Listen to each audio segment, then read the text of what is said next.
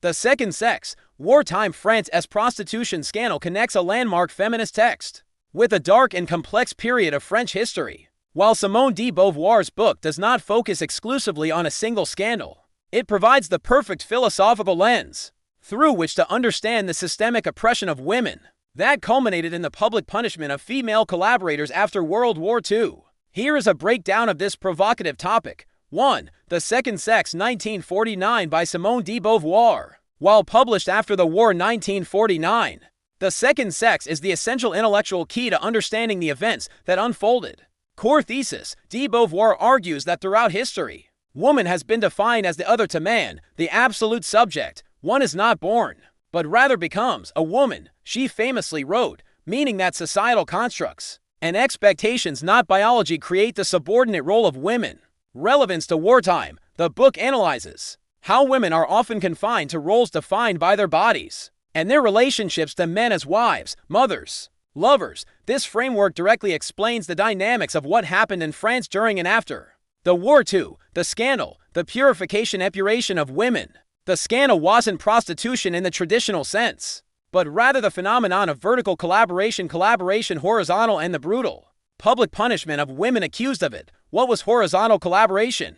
This was the term for French women having intimate or sexual relationships with German occupying soldiers. While some were prostitutes, many were not. Their motivations were complex and varied: survival, for food, protection, or favors in a time of extreme scarcity; coercion, direct or indirect pressure from the powerful occupiers; affection, genuine romantic relationships; opportunism, access to a better quality of life. The public punishment, l'épuration sauvage, the wild purge after the liberation of France in 1944. There was a massive wave of vigilante justice aimed at purging the nation of collaborators. While male collaborators were often tried and executed, the punishment for women was intensely symbolic and public, focusing on their bodies and sexuality. Head shaving, l'attente. This was the most common and iconic punishment. Women accused of horizontal collaboration were dragged into public squares, stripped partially, and had their heads shaved bald. These events were often festive, carnival-like spectacles, photographed and filmed for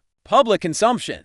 Public humiliation: the shaved women were then frequently paraded through the streets, sometimes with swastikas painted on their foreheads or breasts, while crowds jeered, spat, and assaulted them. Being tarred and feathered: in some cases, they were tarred and feathered before being paraded. It is estimated that at least 20,000 French women were subjected to this public shaming. Connecting the two, the philosophical lens. This is where de Beauvoir's ideas make sense of the scandal. The punishment of these women was a perfect enactment of the patriarchal principles she dissected in The Second Sex. Woman as the other and a symbol. The French state and resistance, largely male-dominated, needed to reassert national masculinity and purity after the emasculating experience of defeat and occupation. Women's bodies became the symbolic battlefield. Punishing the body, the punishment focused exclusively on the women's female attributes: their hair, a symbol of beauty and sexuality, and their bodies. Their political guilt or individual circumstances were irrelevant.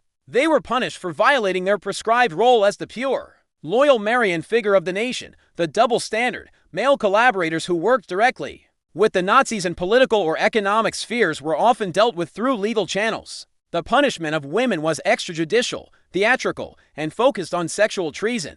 This reflects de Beauvoir's argument that a woman's identity is inextricably linked to her sexuality. In the eyes of society, creating a scapegoat by violently punishing these women, French society could project its collective shame, guilt, and complicity onto a vulnerable group.